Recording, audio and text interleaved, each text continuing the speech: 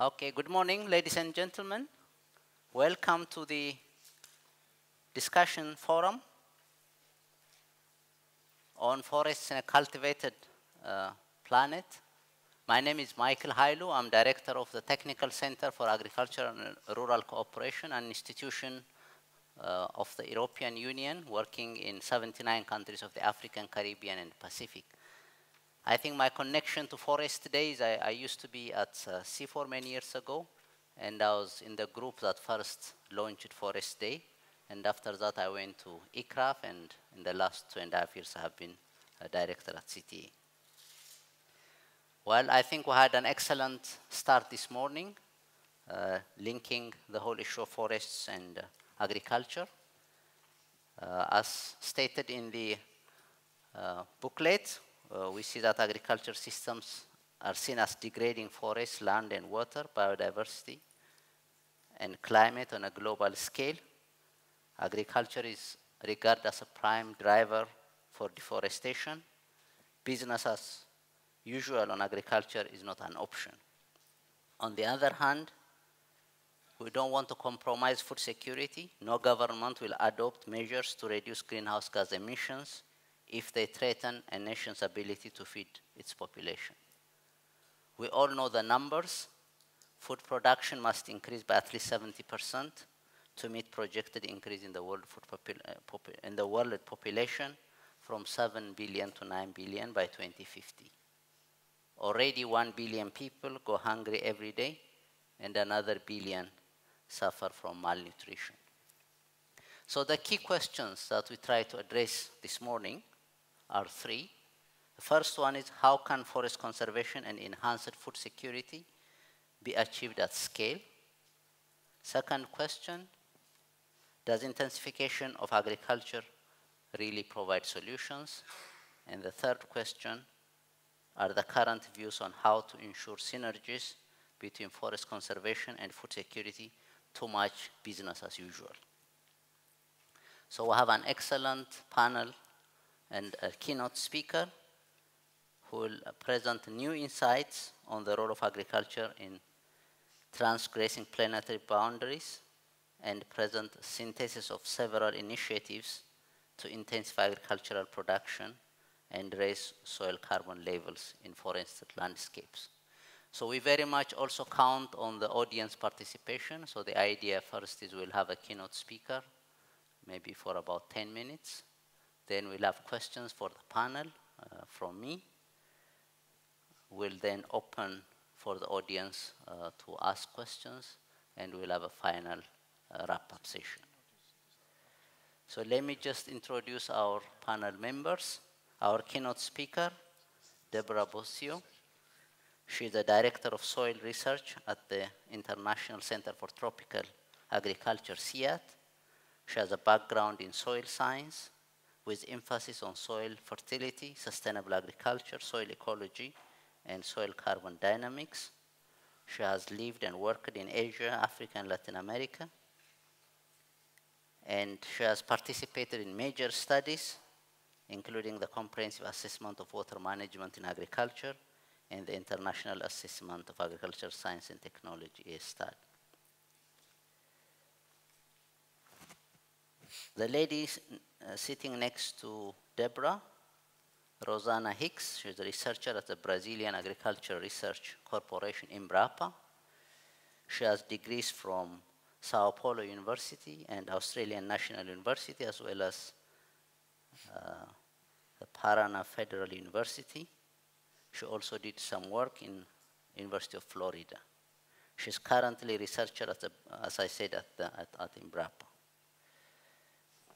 Next to her is Ravi Prabhu. Ravi has kindly agreed to fill in the gap we have with the absence of one of our speakers.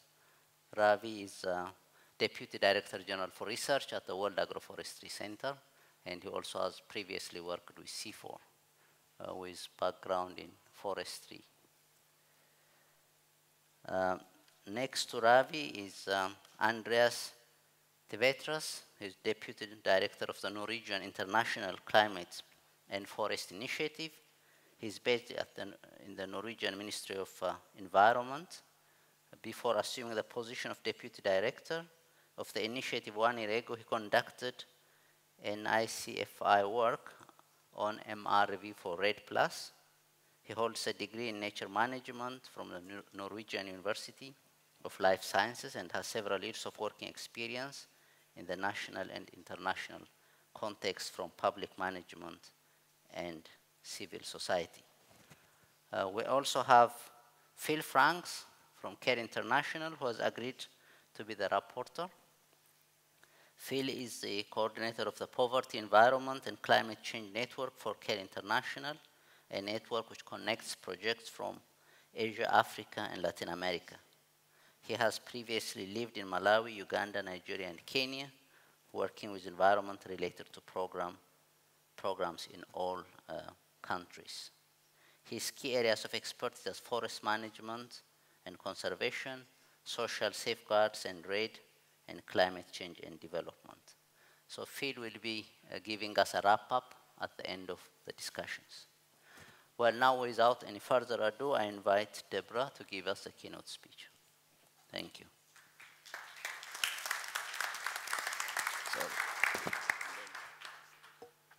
Thank you very much for that nice introduction. Is this on? Am I free to move? Yeah. Great. So yeah, I'm very pleased to be here today on this session that's really focused on making more explicit these links between agriculture and forestry. This has been sort of a major passion of mine over the last few years in developing some new research programs. How do we bring together the agendas on environment and development to find the synergies between the two? So I'm really pleased to have a session on agriculture here at Forest Day. I work with this International Center for Tropical Agriculture, CIAT. It's one of the CGIAR centers. So our mandate is about food security, poverty alleviation, health and nutrition, and sustainable management of natural resources. Within the CGIAR, we are increasingly really taking much more seriously marrying together the issues of food security and environment. And the evidence of that is clear in the program, for example, CCAFS, the Climate Change Agriculture Food Security Program that is the sponsor of this session. And another large program, forest trees and agroforestry, which CIFOR and ICRAF are sponsoring. And there's another new program also in the CGIAR system called Water, Land, and Ecosystems that's starting with landscape scales and larger, where we can marry together across sectoral boundaries and across political social boundaries the goals of marrying these goals of development and environment. So this is something the CGIAR is definitely moving towards. So I think that we're all very well aware of that agriculture for food, for fiber, for fuel is a major cause of forest loss and forest degradation on the planet. So today, instead of focusing on that, I want to mention maybe 3 further points that could give us more input to discussions that we might want to have. The first is why we're actually concerned about feeding the 9 billion. We talk a lot about this, we're all very worried about it, but why are we really concerned? If we break it down a little bit, one of the main reasons we're concerned is we now have 7 billion, and we're also not feeding the 7 billion yet. We have areas in the world where there's hundreds of thousands of people who are chronically food insecure still today, in Ethiopia and Kenya and other countries. Sorry. It's not working. Oh, there we go. Okay, there we go. Okay. So we have lots of areas where World Food Program, Catholic Relief Services, and other agencies are handing out food for 4 months, 5 months, 6 months, every year, year after year, for decades. So we're already not feeding the 7 billion. That makes us very concerned about the 9. Another major issue I like to highlight now, especially now I'm leading a land program, is to do with land scarcity. We've heard an awful lot over the last 10 years about water scarcity. Freshwater scarcity has been in the news, has been everywhere.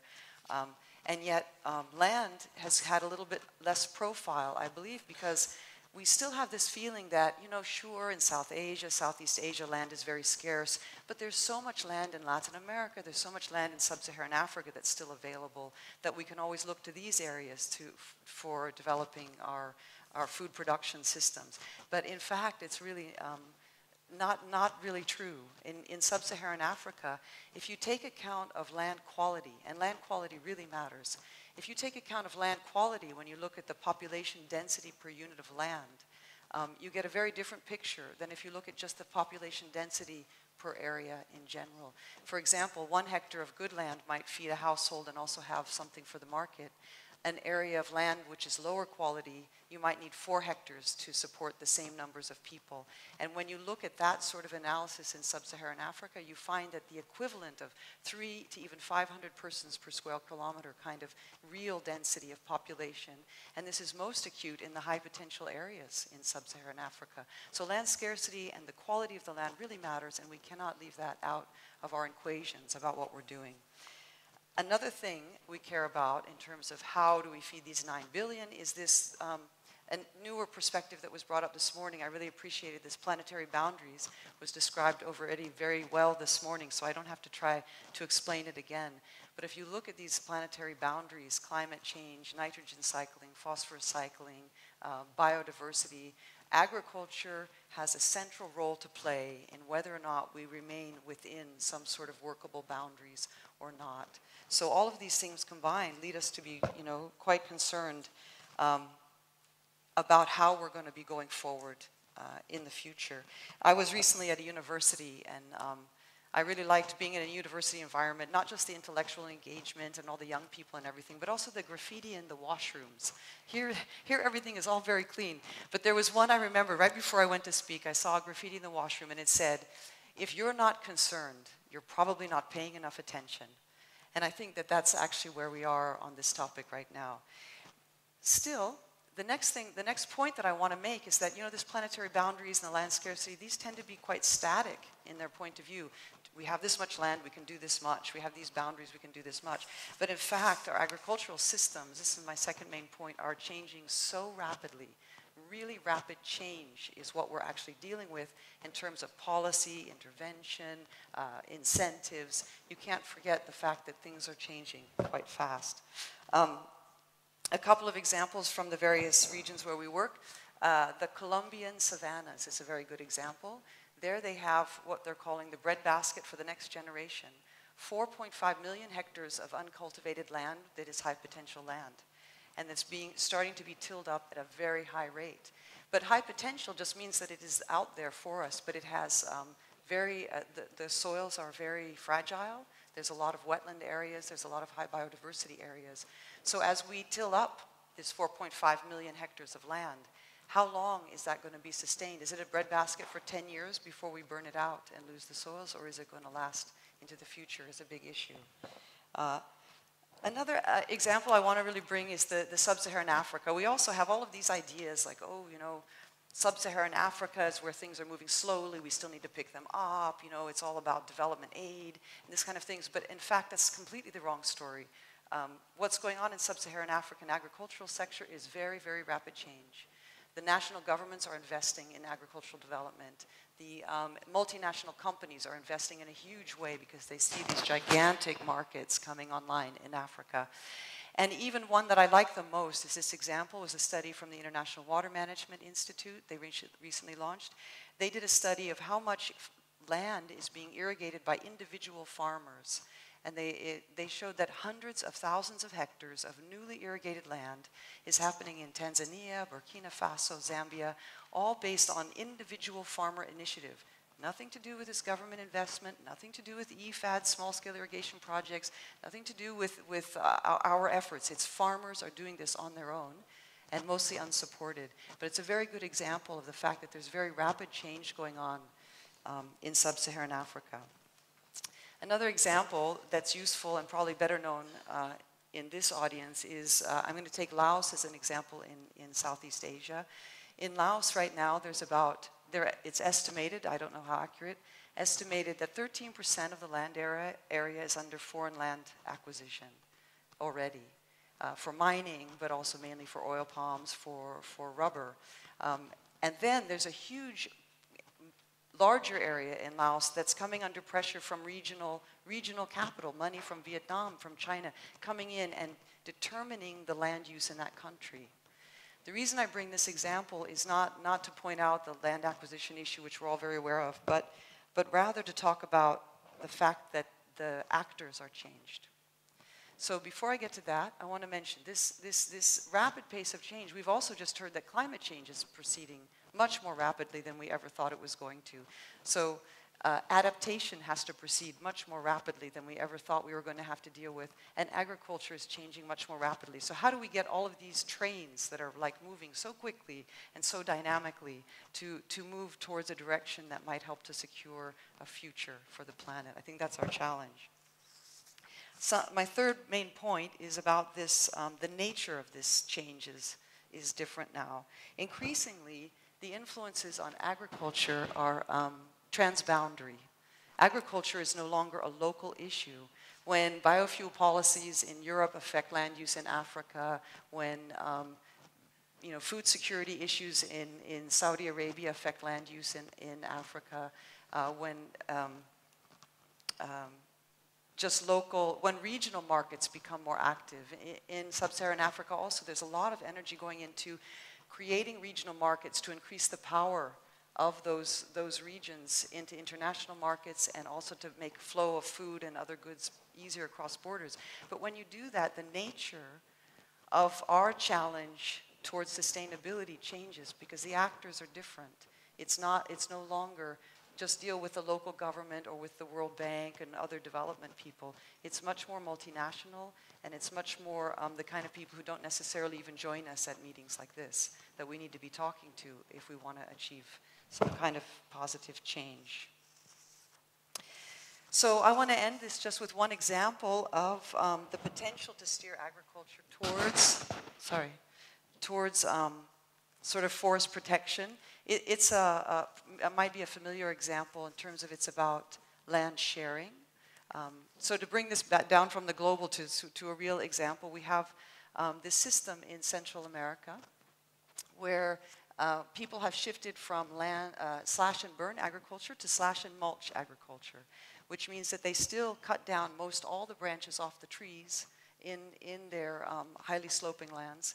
But instead of burning it and slashing everything to the ground and burning it, they leave the trees trunks standing. They use the mulch on the soil, so they cover the soil. They've also brought in fertilizers and herbicides so they can do no-till farming. And the result of this slash and mulch system is increasing production, increasing incomes for the farmers, increased carbon sequestration in the soil, increased forest cover, and increased biodiversity and secondary forest preservation. This has been driven by policy that was anti-burning and by then support for the farmers to bring in these improved practices. So here we have what also the speaker this morning was talking about, these synergistics. There's a lot of possibility for synergy for people's lives as well as sort of ecosystem benefits and resilience. A really interesting thing happened in this system right when we were studying the system, which is very serendipitous. There was this giant Hurricane Mitch came through the system. And Hurricane Mitch wiped out almost everybody's maize, almost everything, except the farmers who had been practicing this slash and mulch system. They had good cover on the soil and they survived the hurricane. So it also brought in a tremendous benefit in terms of resilience to climate change. So this is one example of how agriculture and forestry, if we bring them together in terms of our goals, can actually find some synergies. It's called sort of land sharing, right, where you have agriculture and forestry all mixed up. There's also all kinds of other options. There's including, the land sparing idea. We put agriculture intensive over here and we spare that forest over there. That's also an option. The simple message on that is that these sort of good agricultural practices in general, climate smart agriculture, brings together all these elements of social equity, ecosystem benefits, productivity, adaptation, and also mitigation, and that there are opportunities for this. I want to leave you with just one comment on where we see the most opportunities is on the degraded lands. Degraded lands is where you have a sink of carbon waiting to be filled. It's where you have productivity so low it's waiting to go up, closing the yield gaps. It's where you have often the poorest people are scrabbling around in these degraded lands. So you have the most opportunity to improve the lot of poor and disadvantaged people. So I really wanted to end with this sort of more positive note about the win-win opportunities that we have, and the challenge being how do we get the right sort of will behind putting the investment into those sorts of opportunities. Thank you.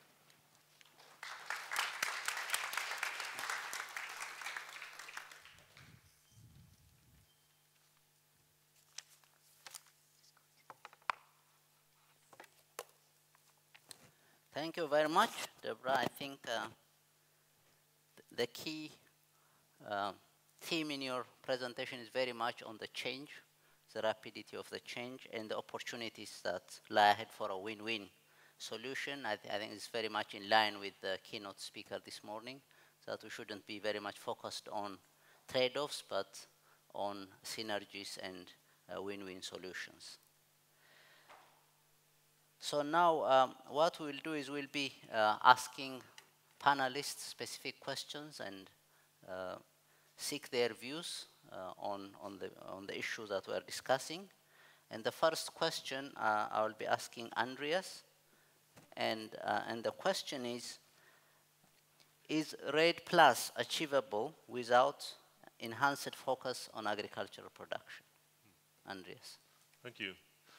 I think that the answer to that question is quite clearly no, for all the reasons that have been presented to us this morning and in the most recent presentation. I mean,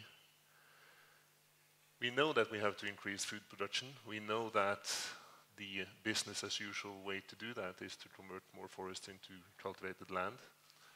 And that business as usual solution is simply no longer a workable way forward. If we are to avoid dangerous climate change, we just simply have to reduce the emissions that are caused by deforestation, forest degradation. If we do not succeed with that, I mean, it is not likely that we will be able to meet the 2 degrees target. So the challenge upon us is to do both forest conservation and also increase food production without increasing food production through the conversion of forests. There's no doubt in my mind that if a government ever has to choose between preserving its forests and feeding a hungry population, then the forest will always lose. People have to be fed. It would be ethically wrong, and it would also cause social unrest unless the population is fed.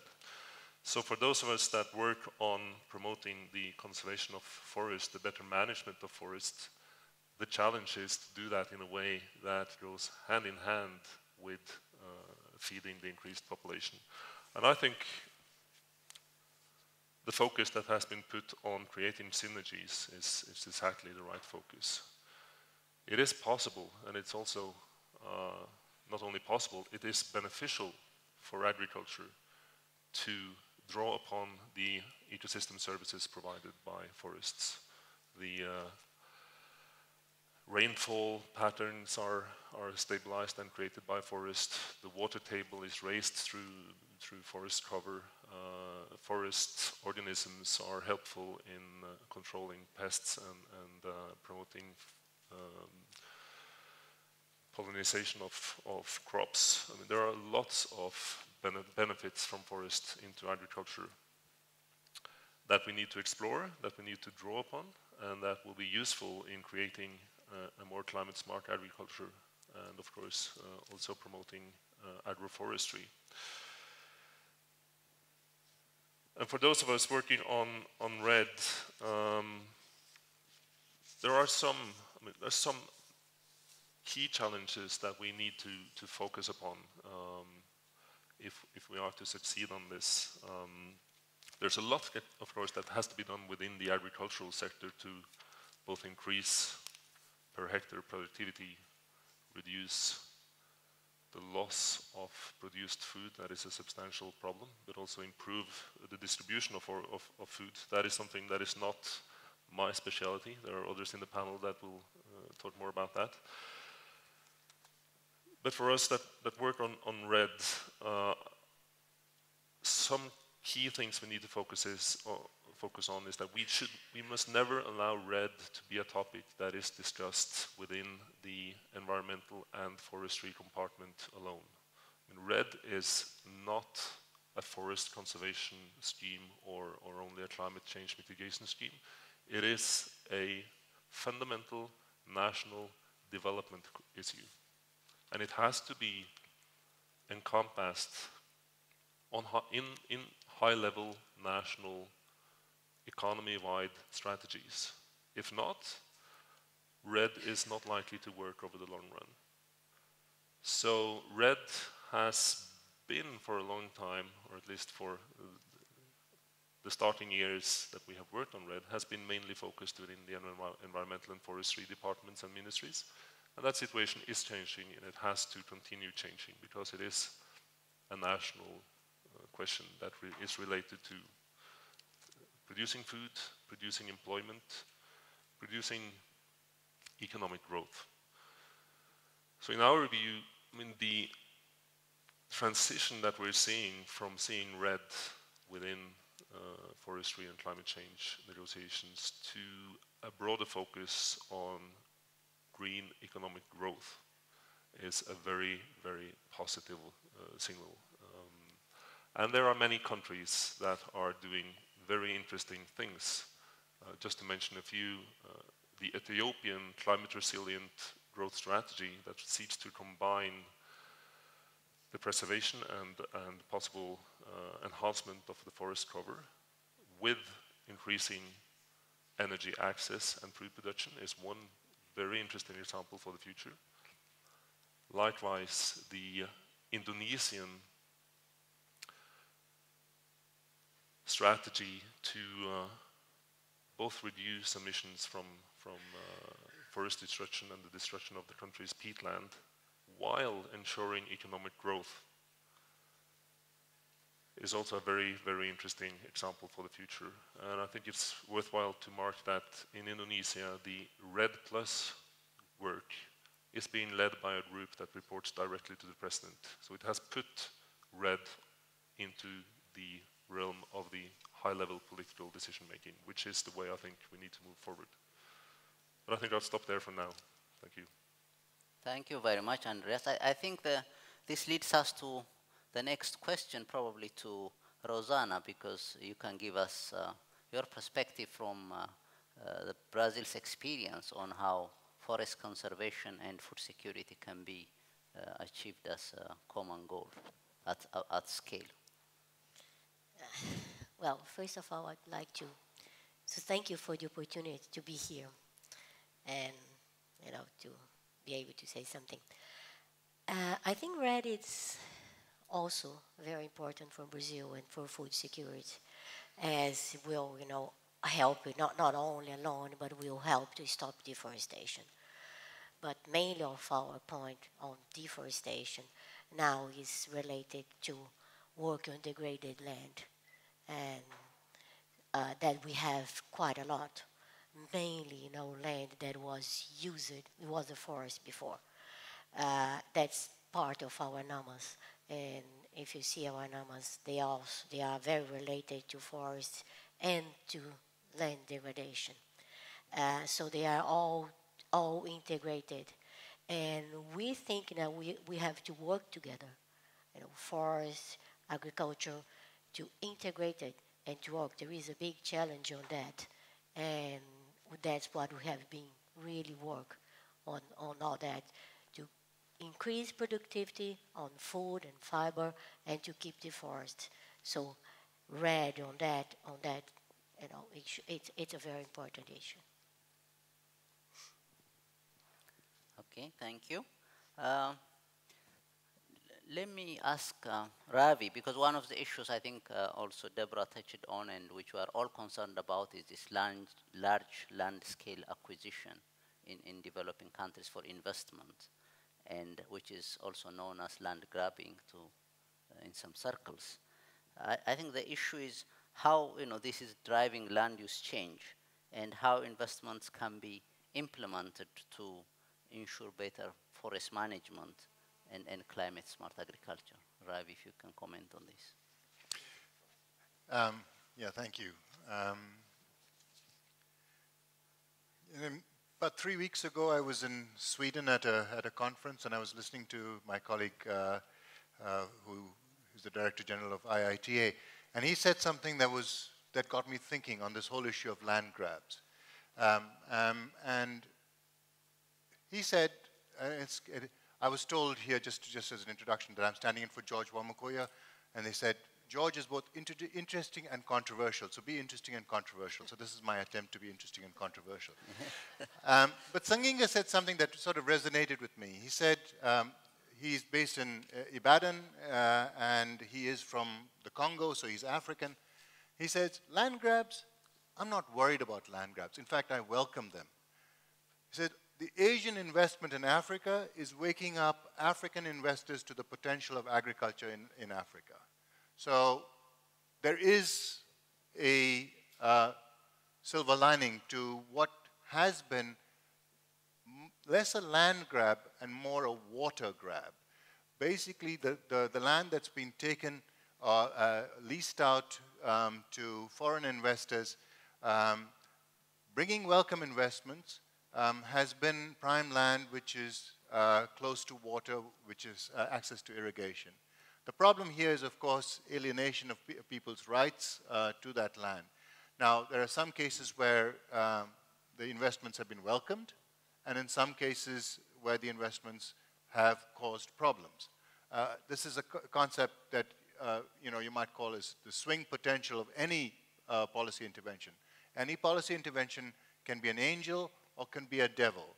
And I think that's where we're sort of looking at the experience so far on investments in land, the so-called land grabs, to see what the potential is.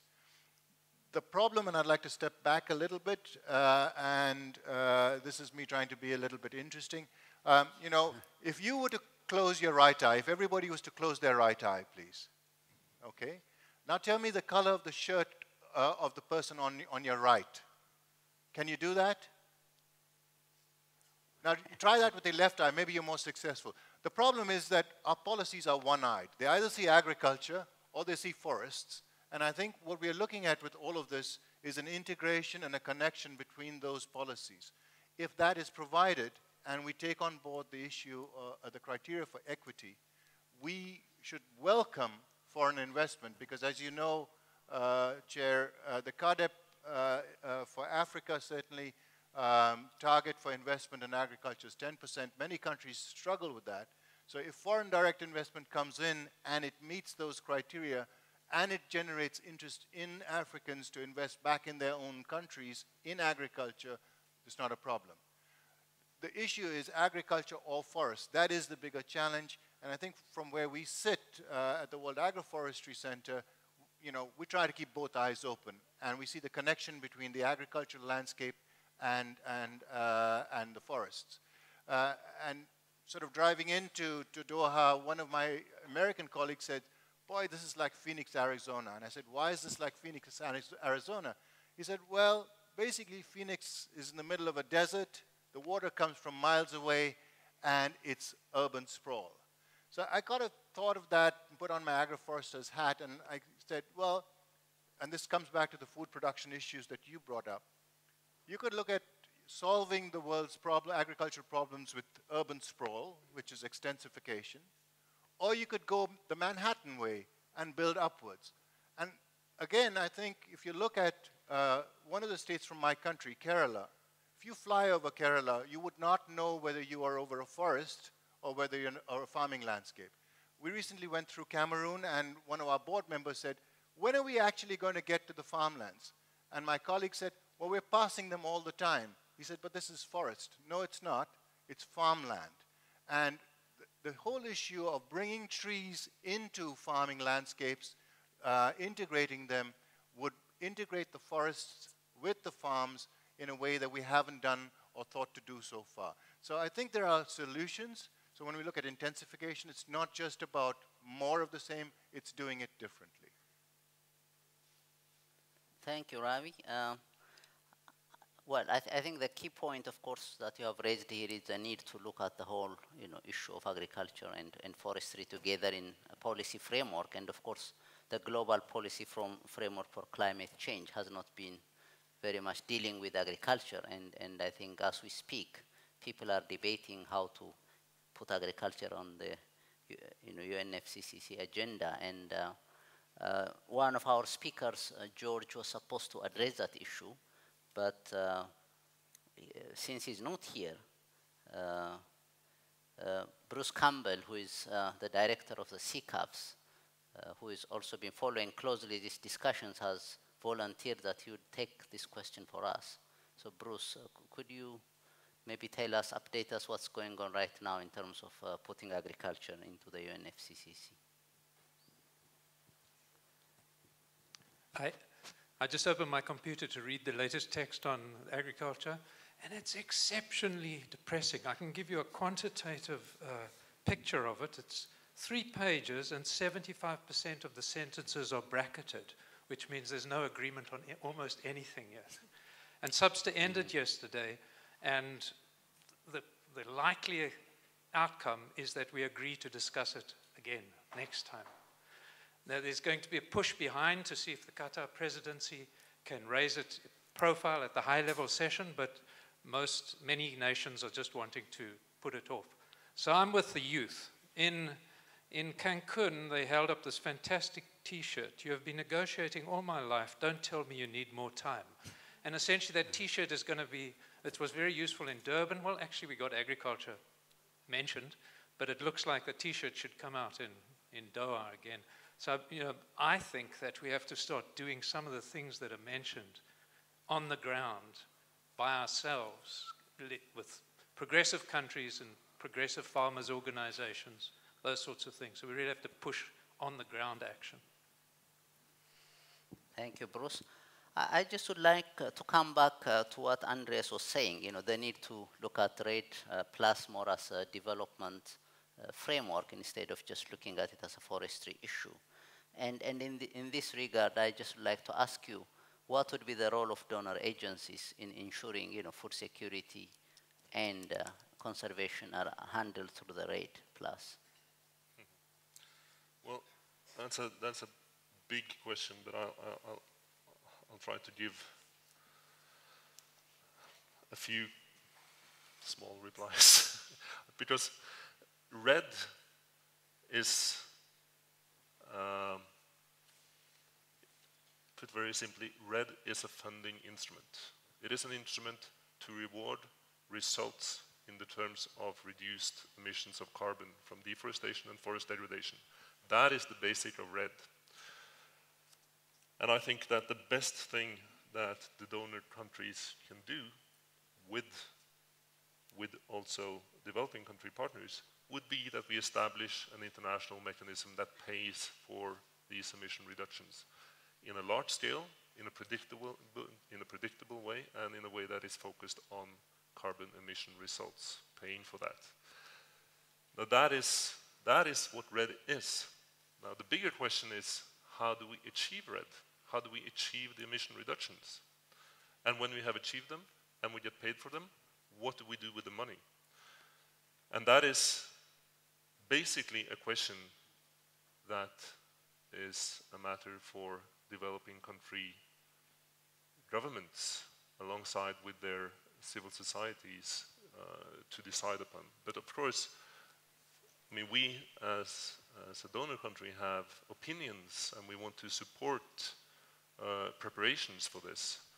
And from that perspective, apart from putting money on the table, I would like to raise a couple of points. We should support activities that seek to establish national land use planning capacity, because we need to have systems in place that identify areas that are well suited for agricultural production, areas of high importance because of their delivery of ecosystem services, areas of high importance because of their carbon stores that should be preserved,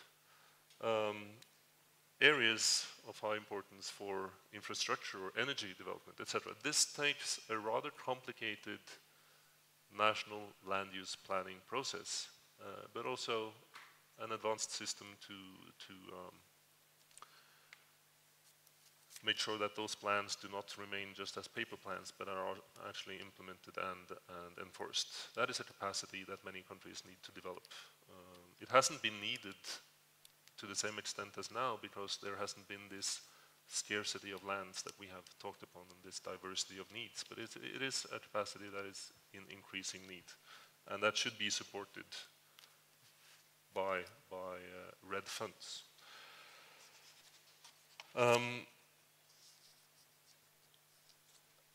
Also, I want to flag that from the Norwegian side, we are putting funding on the table to do exactly that. We have launched an invitation for civil society organizations, research organizations to come up with proposals to how to integrate RED into a wider landscape approach on a pilot scale level, just to demonstrate in the years to come how this can be done, to put examples on the table, to get things going on the ground. And I think that is one thing that we as donors need to do in the years to come, apart from working for the long-term funding mechanism. We should support creating activities on the ground, generating experience that can be brought into the international discourse and of course serve as models for others to replicate. Thank you, Andres. I was just wondering, Rosanna, would you like to maybe just try to give a few examples on how this, the conservation and food security issues are being handled in Brazil? I don't know if we gave you enough time to maybe look at some examples. Well, we have been working on stop deforestation for some time, and if you see the numbers, we are succeeding on that. And part is also how to use the land in a sustainable way for production, increasing productivity, and so you stop deforestation by not using, this land. We have a lot of degraded land, so that's a big issue. So how this land was degraded, how is degraded, and how can we move forward? How to, to plan, how to use it. So it's all an integrated issue. So we have all been working together, people with, cattle, forestry, grain production, to get together to make it, and I think so far we have been doing that. If you see, as I said, the numbers, you see that deforestation is decreasing, and without affecting food production, mainly. And then if you see, part of our numbers, they are all related to no-till, land degradation, part of also integrated forestry and agriculture. That's another big issue. So all these points are being combined to, to work on deforestation and to keep, food security. Okay, thank you very much, Rosanne. I think now we have the time to take questions from the audience, and we also have people following online, the webcast, so we'll be also taking questions from them. So I'll try to take a couple of questions before asking the panel to respond. The lights are very strong, so I may have a difficulty identifying people, so I hope some people could help. Okay, we'll start here. I'm Kathy Watson from the World Agroforestry Centre in Nairobi.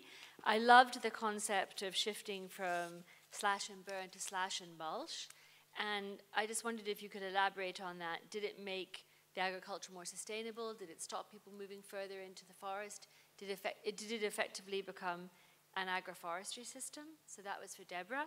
And then for Rosanna, I wanted to ask, I know there's been a decline in deforestation in the Amazon, but one of the Brazilian exhibitors in the QNCC was saying that the Cerrado is are experiencing higher deforestation. So perhaps there's been a shift in deforestation. Okay. Another question? Anybody wants to ask? Yes, down there, please, gentlemen. My name is Asad Sarhal. I'm trying to promote the revival of the Hema in this region. The Hema is a community-based conservation system that calls for the sustainable use of resources. It's over 1,500 years old in this region. It started here and it went all the way to North Africa. And the idea is for communities to use resources in such a very harsh environment in a sustainable way, basically water, energy, and the grazing lands. We are trying to convince governments in this region and the communities to go back to this system that they neglected in the last 50 years. And this is affecting biodiversity and livelihood. And we see in this in all parts of Arabia. So why we should always depend on governments and keep business as usual, we think that we should encourage communities to showcase the Hema and revive it again. Thank you for your comments. I don't see, there is no specific question, so that's more of a comment. Okay, the lady. Hello, I'm Suad Bedri. I come from Sudan. I come from a women university, and I represent an NGO. It's called the People's Association for Climate Change. My question is for the Norwegian represented here. You mentioned something about a call from Norway to research and civic society. And actually, I come from a university. I teach rural development. And I represent an NGO that works on climate change, and I haven't heard anything about it. So please, if you can tell me more about it. Okay. Any other question? Okay, let's try. There is somebody. Okay, down there, please.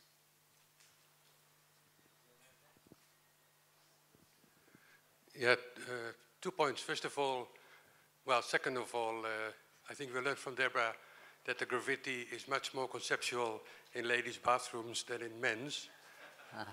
And secondly, and actually in the first case, Bruce, what you reported is very depressing, that we are not seeming to make headway.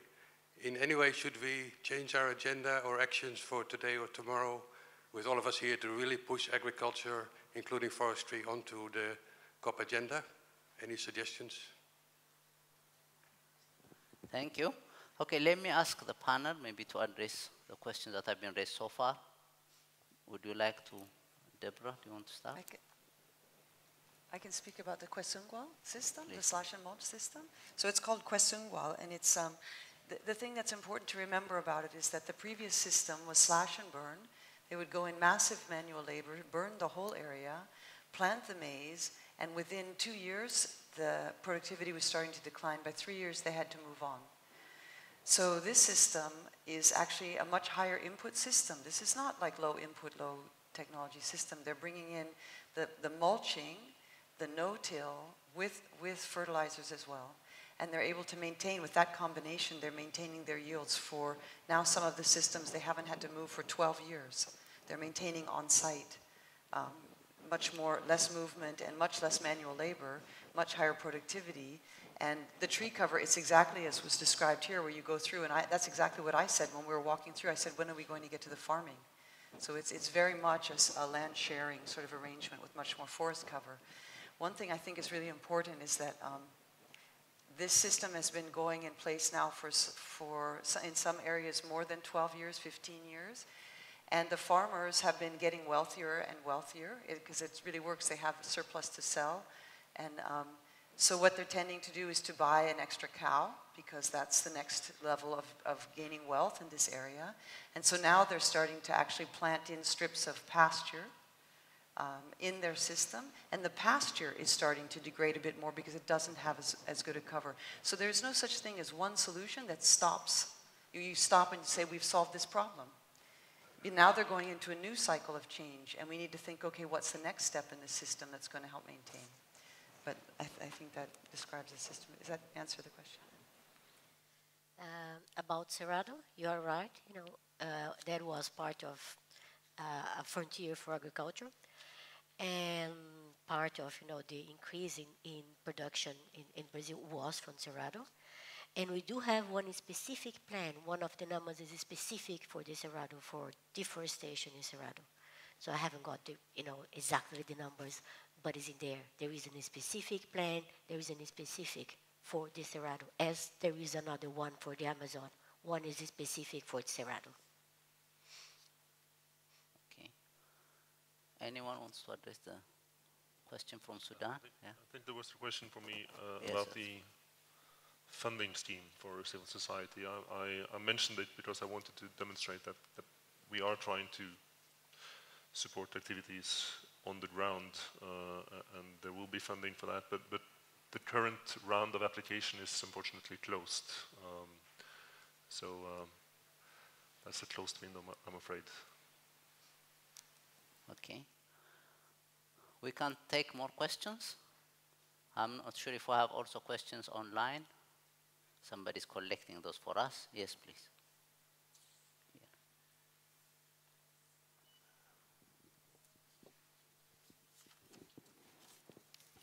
Hi, my name is Megan Rowling. I work for AlertNet Climate. It's a website that focuses on the impact of climate change in developing countries. I just wanted to follow up on some of the comments on investment that were made. You said that actually it's happening rapidly, more so than people might think, and obviously there's been this whole kerfuffle around land grabs, etc. How do you incentivize the investors to put more money into the kinds of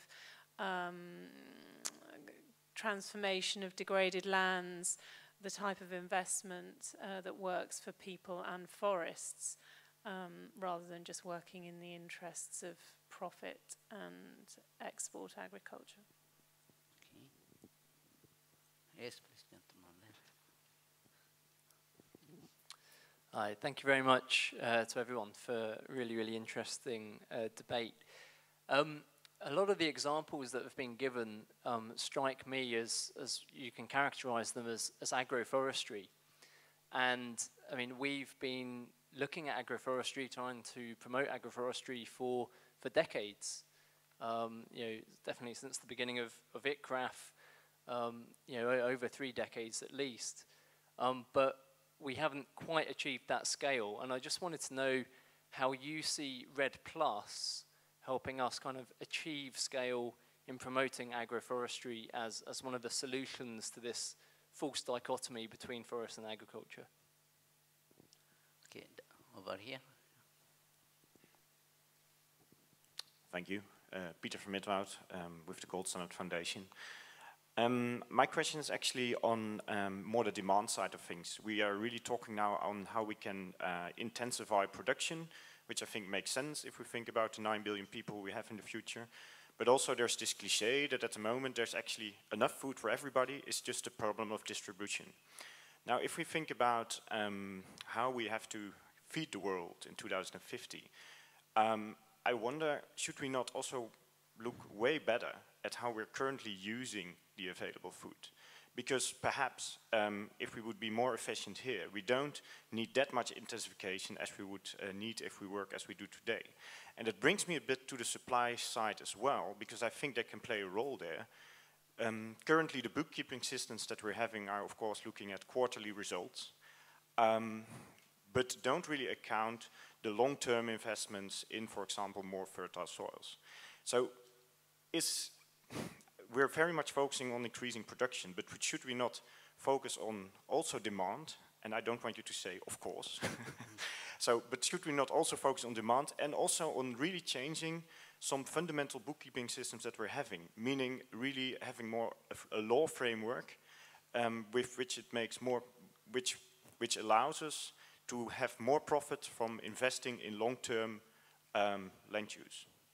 I was actually wondering whether this kind of concepts are happening at all at the moment, because I think they're crucial for success. Only focusing on certification is not the answer. Thanks a lot. Okay, well, why don't you give the panel a chance to address some of these questions? The issue on investment, land, giving the opportunity for investing in degraded lands. I don't know if Ravi or you'd like to look at that. Thanks for the question. I mean, I think it's a pertinent question, and perhaps I was leading there with my association of the issue of land or investments in land with equity. I mean, clearly, what is happening, where the problems arise, is when there's a policy vacuum on these issues. In the RED context, which was sort of my previous incarnation, we were working very much around these issues of safeguards. Bringing in the kind of safeguards that would allow RED to become a beneficial investment rather than something that potentially damages the fabric of society. So this is, if you like, the concept of swing potential. Any intervention can be an angel or can be a devil, depending on where and how it's introduced. So there is a lot of consideration right now about, what are the guidelines for, foreign investment or any large-scale investment in rural areas, so that you make certain that it's not harmful. And here, I think, again, I'd like to sort of go back to some of the discussions that are taking place in the RED arena on the whole issue of free, prior, informed consent. And I recognize my former colleague Charles McNeil in the room, who's been really important in leading this forward.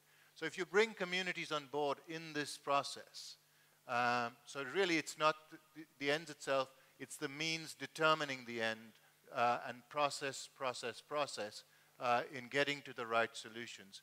I think then we can go beyond policy, because policy is always going to follow practice. It's the practice on the ground that's going to lead policy and not the other way around. So we really need to start with the communities. We need to make certain it's beneficial to them. And then I don't think we have a problem of any kind of investment, be it in land or be it RED, having a beneficial impact. Just would like to speak to the issue of degraded lands. I think we use the word a lot, and it's like the word forest. A former colleague of mine took the definition of forest and applied the FAO definition of forest to Bangkok. And by that definition, Bangkok was a forest. So the problem with definitions is that they can be used any which way. And one person's degraded land is another person's highly prized land.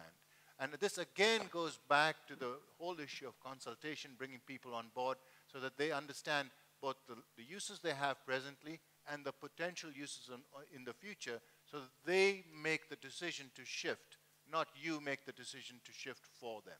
So I think the degraded land concept is a concept with so many holes that I could drive 3 buses through it. So we really need to be careful how we use that term. Okay. Yes, I think we have many people who could address the issue of agroforestry, how to bring it up to scale. Maybe Deborah, do you want to start? And then I'm sure Ravi would want to add on to that as well. Yeah, I think Ravi will want to say something about RED and agroforestry.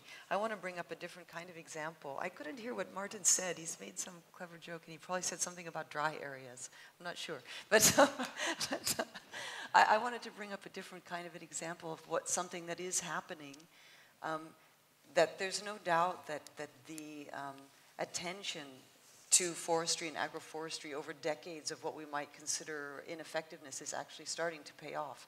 And there's now, especially in dry areas, huge initiatives, development initiatives, where they're saying, look, we can't do it without planting more trees and bushes, with also fertilizers and organic matter inputs to build soil fertility, with also water management, all together in a package to build basically the ecological foundation of those systems, so that the population can steward better these ecosystems. So I wouldn't say that this agroforestry thing has been a failure. I think that, some of the idea that everybody was going to plant trees in rows on their farms is not it, but it's spread out into many tentacles of areas of different types of models of bringing in more perennials into systems, all the way from dry systems to the more humid. So I think that the efforts over years, certainly not just RED, but of understanding the long-term sustainability is paying off.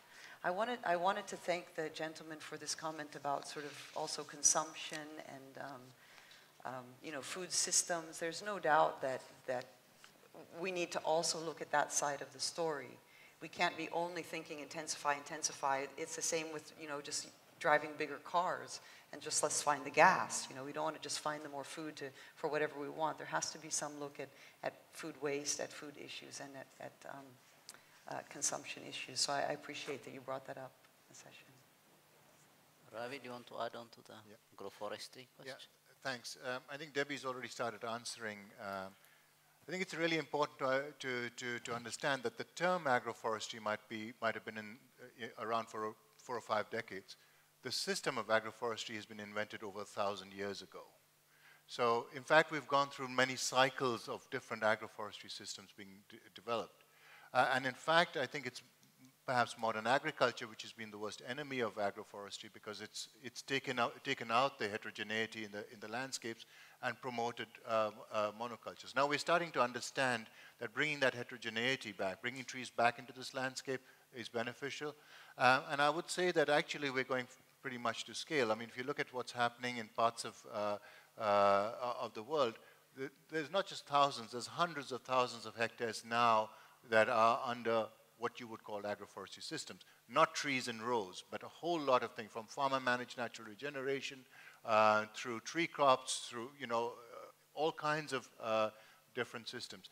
A colleague of mine is looking at a 30-year transition in Western Kenya of tree cover, and he's found very little difference in tree cover. Over 30 years in a large area abounding Lake Victoria.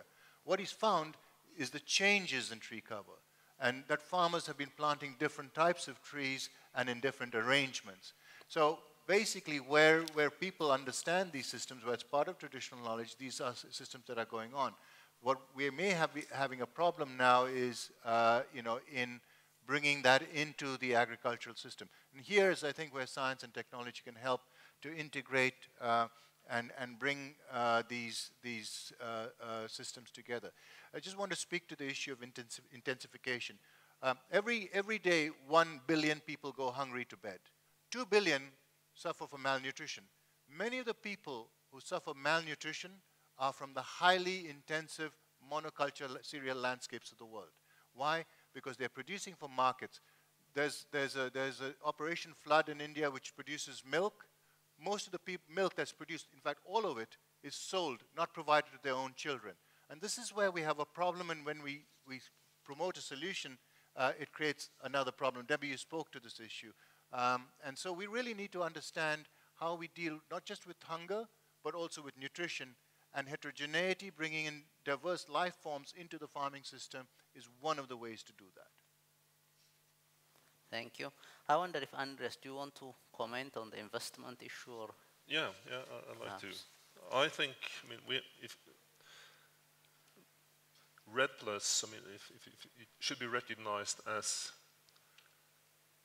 a measure that tries to fix a fundamental market failure. I mean, the access to new land by conversion of forest has been relatively cheap, even free, compared to improved management of existing agricultural lands. Now, if we establish a mechanism like RED Plus that puts a price on conserving forest and puts a reward on enhancing the carbon storage of the landscape, that economy is going to change. And that will have fundamental impacts on the way land is managed and the way agriculture is being done. And it would stimulate practices that conserve trees in the landscape or enhance forest cover, for example, by restoration practices. And I'm sure that it would support a large scale, or the scaling up of agroforestry practices, because they combine food production and forest carbon storage. So I think we haven't really started understanding what RED is, because RED doesn't exist. But if it is established, then it's going to change the fundamentals of land use and agriculture to the better. And it is, as one perhaps should be final remark, I think there is good reason for optimism, because we need to solve the climate crisis. We have to find a solution. There's no, I mean, the negotiations are challenging, but I think we need to remain focused at the fact that we have to find a solution. Forests have to be part of that solution, agriculture as well.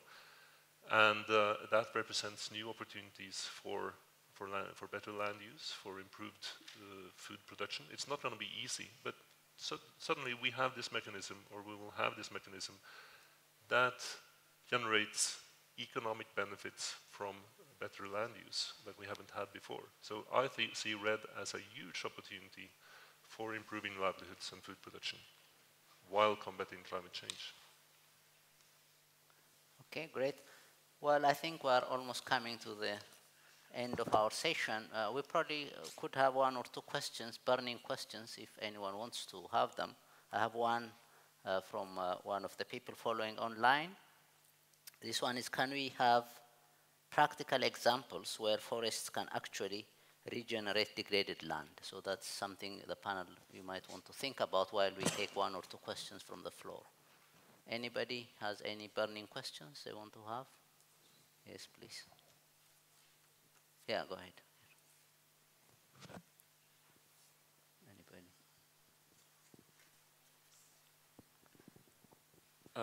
John Katazeski from Windrock International, and I wonder if any of the panelists could comment on crop alternatives.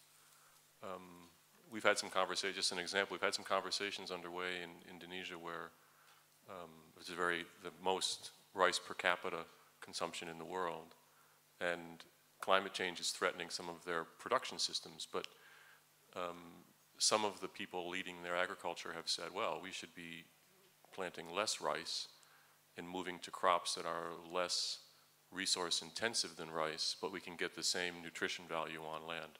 So I was wondering if any of the panelists could comment on that approach and work going on. Anyone? Yes.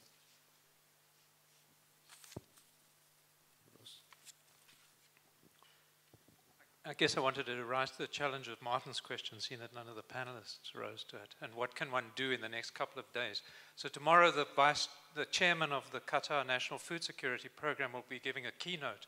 And it's crucial for him to get the message, to take it to the Qatar presidency. He's at the ministerial level. The vice chairman of the Qatar National Food Security Program will also be with us tomorrow. So it's really important to, if you've got access to any of those kind of people, to really tell them to, let's get a decision on agriculture. There's also 19 organizations have come together to make a call on, let's at least get agriculture a step forward at this thing, not we're just going to discuss next time again. And Michael Hovel is leading the putting together, there's 19 organizations at the moment. It's a very simple statement, and if you want to join up, if you could just speak to Michael. Okay. Well, so we have two questions. The one is from the online one on examples on regenerating degraded lands through forestry. Yes, Ravi? Yeah, I'd like to give an example which is probably a little bit surprising. Actually, the birth of modern forestry, especially in Germany, came out of the whole degraded lands issue. There's a city south of Hamburg called Lüneburg, where the poets of the late 19th century described Lüneburg as a city threatened by shifting sands and dunes, much like the Sahara. The forest plantations that took place both in Lüneburg, around the Lüneburg area, and in France in the area of Landes, changed those landscapes so that you do not have a degraded landscape there any longer. That's probably the earliest large-scale forest rehabilitation, ecosystem rehabilitation that took place, which reversed some of the earliest excesses of the pre-industrial and industrial revolutions. We have a number of these examples now from China, from India. You know, India is one of the most intensely cultivated landscapes in the world, but the forest area is increasing, not decreasing. So there is, you know, there's a lot of good examples around the world for forests, agroforests, and improved agricultural systems to rehabilitate previously less efficient ecosystems. Thank you, Ravi. I think the next question on the crop alternatives is quite an interesting one because it also touches on the whole issue of nutrition and biodiversity and all that. So who would be? Yes, Deborah? Yeah, I don't have any good answer for you, I don't think, like, because any attempts to say, oh, you know, as a farmer, you have to grow this, you have to grow that, I think these are very troubled kind of entry points for change. There are a lot of systems that are going to have to change due to climate change. Climate change is forcing some systems from you know, 2 rainy seasons to a single rainy season, more insecure. People are going to have to change crops. I would like to, instead of saying I have any answers for you at all, I would like to suggest that perhaps one entry point we should be taking much more seriously is focusing on women and women farmers. Women farmers often have been the ones maintaining the more traditional, more robust, diverse crops in their systems, and it's bringing in of this single cropping has put a lot of pressure on those. And if you go back to focusing on women and the crops that they're interested in and the varieties that they're interested in, we might have a dual benefit, you know, addressing nutrition in the household as well as these issues of how to diversify and maintain some sort of adaptability in your system. It's just one. Thank you. Well, I think before we ask Phil to, I wouldn't say sum up, but to kind of give us his observations of the discussions, I will give an opportunity, half-minute each, to the panelists. If you have any last, you know, kind of message you would like to give, really half a minute each because we are running short of time. So maybe we start with Deborah, if there is any. Yeah, the one main last point I want to make, I already made it earlier too, but not to be sort of utopian, everything is going to be fine. I think we have enormous challenges ahead, and I think that most agricultural investments are still going towards very large-scale industrial agriculture, which is just going to increase some of our climate kind of problems. But on the other hand, there is a framework now and interest, especially from the bottom up, when you're talking about communities and how they're going to work together and survive in the future on this more climate-smart agriculture, where really there are lots of opportunities for increased production, increased equity and benefits, and mitigation of climate change, and that we really need to keep our focus on agriculture for this triple win kind of potentials. Thank you. Rosanne? I'd like just to add something about degradation that our friend said. I think it's a very complex matter. We really have, we use this word, you know, for, you know, all the time, but we have to understand how was degrading, where we want to go, what and how we are to move from what we have, what we're going to restore for what. So it's a big challenge, it's a really big challenge. Another point that someone said, it's about, you know, that food, about transport. I think we have to look through all the system and in an integrated manner, not just want, you know, to increase productivity, but to understand the whole system, and then, you know, really to work on food security. And I think there is a lot of work out there, you know, up there for, especially for us, you know, on research.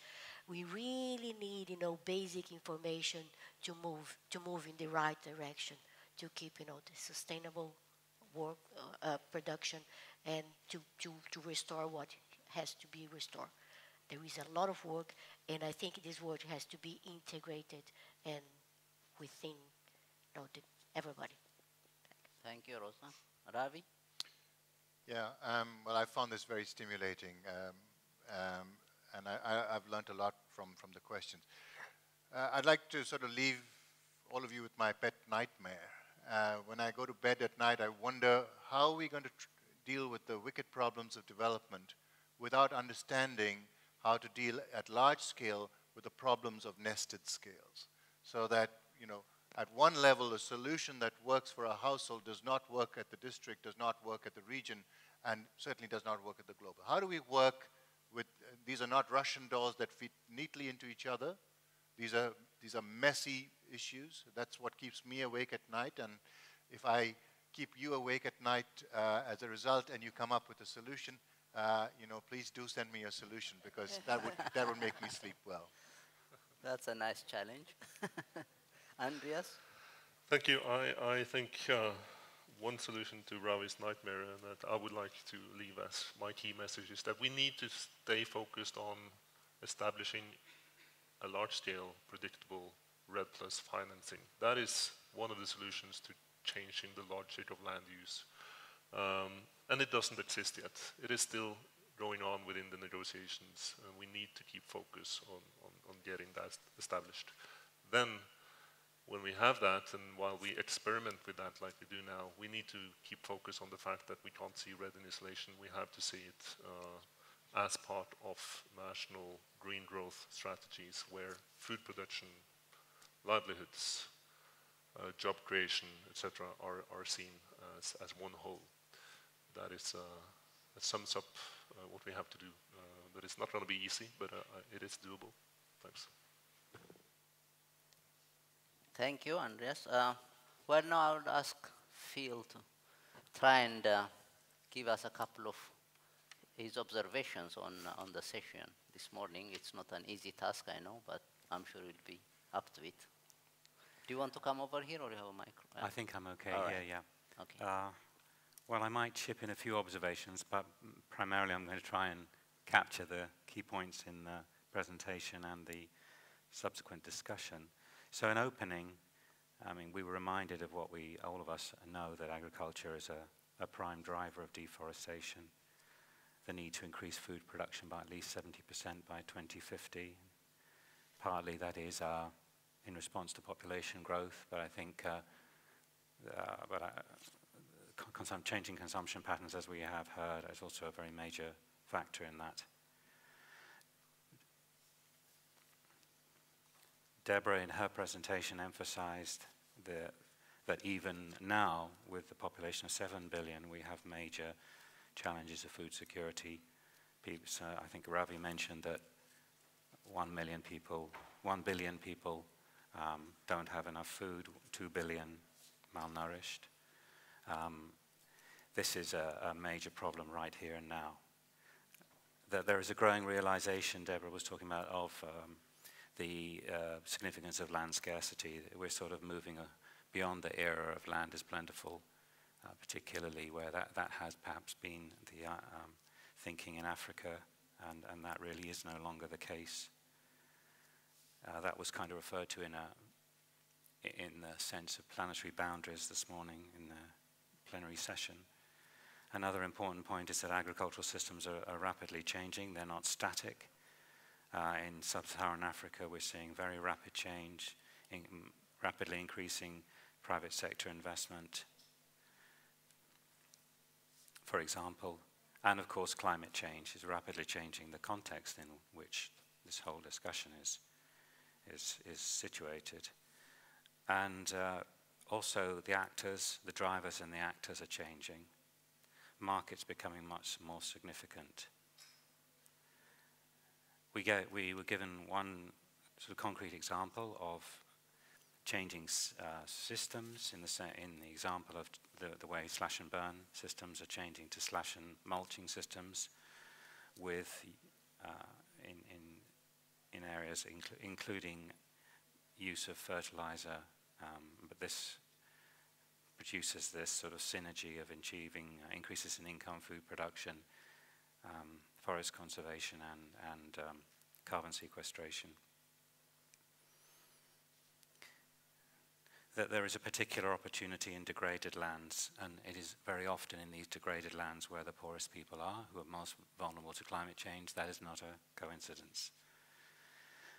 Andreas, in his presentation, said essentially that REDD is not achievable. He affirmed that the answer to the question that he was posed was no, REDD is not achievable without enhanced agricultural production. We all know that. Business as usual is not a way forward. So we have to have forest conservation. We also have to have increased food security. We've heard in many sessions at this COP how forest conservation can contribute to agriculture and can be a part of what are increasingly called climate smart approaches. We've got a number of key challenges, many key challenges for REDD, not just increasing per hectare productivity of agricultural lands, but addressing issues of food losses and food distribution. And I think, and Andres sort of finished on the point which he brought back again at the end, a transition to a broader focus on green growth, and gave the example of Ethiopia as a good example of how the discussion and the policy framework is moving in that direction, and Indonesia. Rosanna talked about how agriculture and forestry have to work together in increasing food production.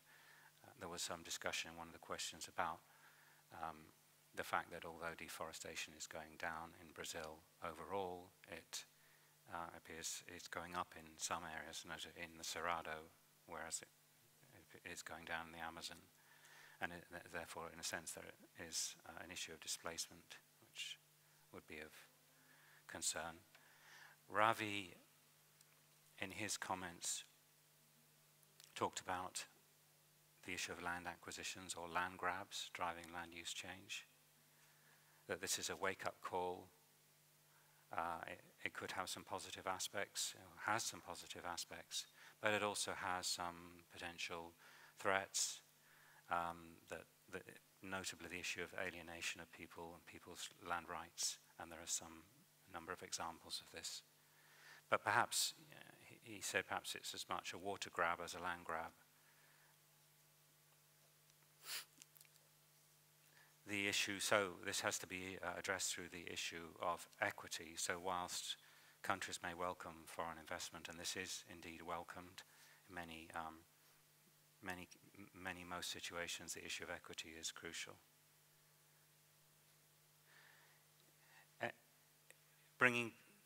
Integrating forests into landscapes, agricultural landscapes, is a critical part of this. So when we talk about intensification, we're talking about doing things differently, and particularly bringing trees and agroforestry more into these agricultural landscapes. We heard about the current situation in the negotiations, which is pretty depressing. Bruce just sort of put out a plea that we all try and push everybody that can possibly influence this to try and get a positive outcome.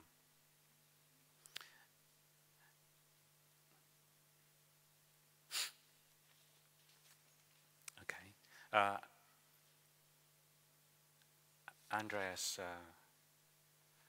commented that REDD is fundamentally a financing instrument toward results, that there needs to be more emphasis on national land use planning capacity, and that is a major priority for investors in REDD, such as the government of Norway. Moving on, we had a number of questions, very stimulating discussion about the slash and mulch system, the clarification that this actually isn't completely new. It's been in practice for over 12 years in some areas. That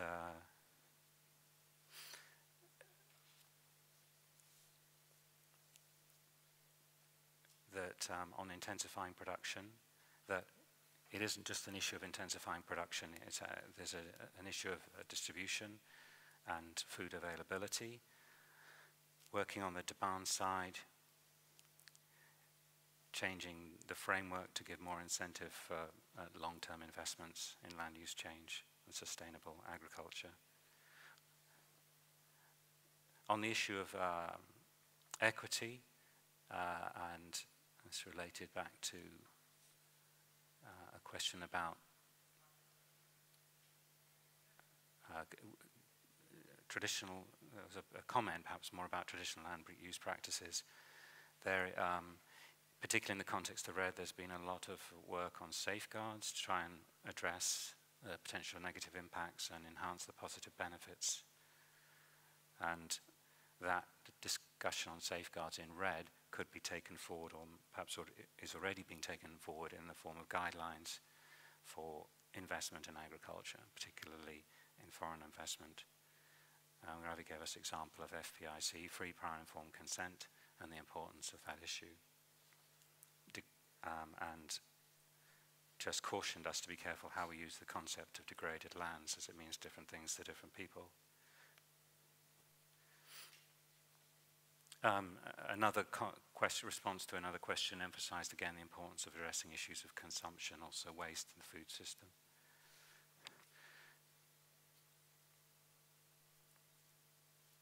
So, to the summing up, Deborah emphasized again that large-scale investment is happening. It may create and is creating problems in some areas, but there is real potential in what we call the climate-smart approaches, brings opportunities for increasing production and equity and synergy between those issues, and also climate change adaptation and emissions reduction and sequestration. Again, it was emphasized we must look at all aspects of the food system and food security. And that sort of idea was carried forward into the last two comments from Ravi about working at nested scales and the complexity of these systems. But, and finally, Andreas's comment that we should increasingly be looking at this in the context of green growth strategies or low carbon development strategies, which enable us to take a more holistic, integrated approach, addressing the complexity of these systems and these nested scales. Okay. Thank you very much, Phil, for a heroic effort to try and summarize this rich discussion. I think to me the key thing, at least that came across, is that we cannot really divide food security and conservation, look at them separately. We need integration and working across the whole spectrum of productivity, consumption, also look at the policy framework at different levels. We have to use RED as an instrument to achieve those objectives. But I think it calls for a whole lot of cooperation coming together. And I think we have excellent forum today and also tomorrow during the Agriculture Landscapes and Livelihoods Day to continue those discussions and contribute actively, hopefully trying to also reach some of the people who are involved in the negotiations. So I'd just like to take this opportunity to thank our keynote speaker and panelists for their engagement, and active contribution, and of course the audience for your very interesting questions. I'm sure there will be opportunities to have this dialogue informally as well. We also like to thank the people who followed us online. Before I close the session, there is a couple of announcements here, housekeeping announcements. We'll break for an hour for lunch, 12:30, and we have been told that the restaurants will be closed promptly at 13:30, so we have to rush to catch to ensure our own food security today. Conserve resources, please reuse water bottles, which you have heard already. Issues Marketplace will start at 1:30, third floor. We'll also have discussion forum on RED+, biodiversity and people, opportunities and risks at Al Arin Ballroom, 1, 2, and 3, that's here. You can also visit 33 tabletop exhibitions on the second and third floor during your coffee and lunch. And finally, hotel staff will ring bells to indicate it's time for the next segment of the start of the sessions. So I'd just like to thank you again and wish you an enjoyable afternoon. Thank you.